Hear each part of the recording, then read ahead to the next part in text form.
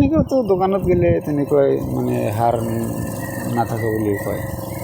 নাজানো, আমি যেতিয়া হয়তো সাৰটাৰ কাৰণে যাওঁ তেতিয়া কয় আজি নাই কালি আহিব, কালি নে পৰশু আহিব। এই প্ৰব্লেমটো কোথায় আছে? আমিতো দোকানৰ পৰা আনো, সিহঁতে বা মানে ক'ৰ পৰা আনি।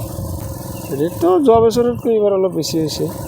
কিলোতো আমি বস্তা হয়, বস্তাটো 470 টাকা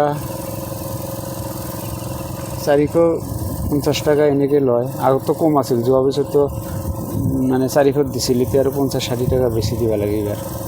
এই 100% কিয় হয় জানো? সাৰ এইবিলাক ধান সাৰৰ জৰিয়তে হয়, সাৰ নহ'লেতো ধান হ'ব নহয়।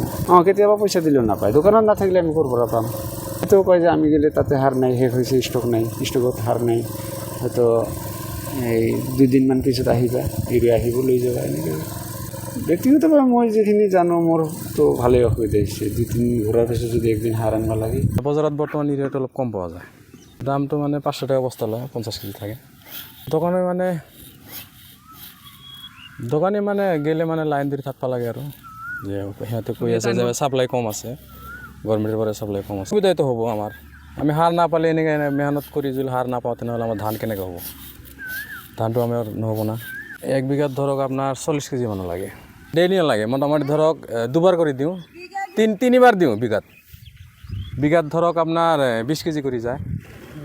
20 কেজি কৰি 3বাৰ দিলে 60 কেজি লাগে আৰু। ধান নাপালে তাহলে ধান হ'বই নহয়। আমাৰ মানে ধৰক 3 বিঘা আবাদ কৰিলে আমি ধৰক এতিয়া ধৰক আমি 60 মন পাম, তেতিয়া আমাৰ 10 মন পাই জুলুম হৈ যাব। অসুবিধা হৈছে। কি ক'ম, চৰকাৰক ক'ব লাগে আমাৰ যে মানে আমাক অলপ মানে সুবিধাবিলাক কৰি দিব লাগে, মানে আমি যাতে খেতি বাতি কৰি খাব পাৰোঁ আৰু সেই সুবিধাটো আমাক দিব লাগে, এভেইলেবল কৰি দিব লাগে। মানে আমাৰ যাতে যায় না মানে বহি থাকিব লাগে যে এইটো নাই এইটো নাই। তাই মানে যোৱাবাৰ আমি ডিষ্টাৰ্ব পোৱা নাই, মানে যোৱাবাৰটো আমি প্ৰায় পাইছোঁ আৰু এইবাৰ মানে অলপ প্ৰব্লেম আৰু হাতটো পোৱা নাযায়। পোৱা যায়, দিয়ে মানে সিহঁতে কয় মানে চাপ্লাই কম আছে, অলপকৈ দিয়ে। অলপকৈ। এৰি খেতি কৰি আছোঁ, মোৰ 1.5 বিঘা বেছি নহয়, সেইটোতো নাপাওঁৱে। সাৰৰ দামো বেছি হৈছে, যোৱাবাৰতকৈ বহুত বেছি। পাইছিলোঁ 10 টকাকৈ, এইবাৰ লগাইছে 12 টকা কৰি।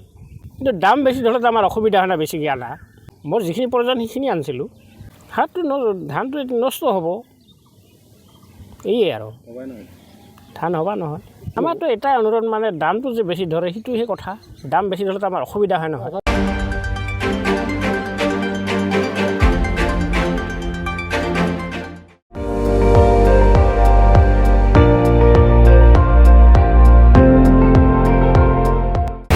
আপুনি চাই আছে ND24, সৰ্বশ্ৰেষ্ঠ নহয় সৰ্বোত্তমৰ দৌৰা।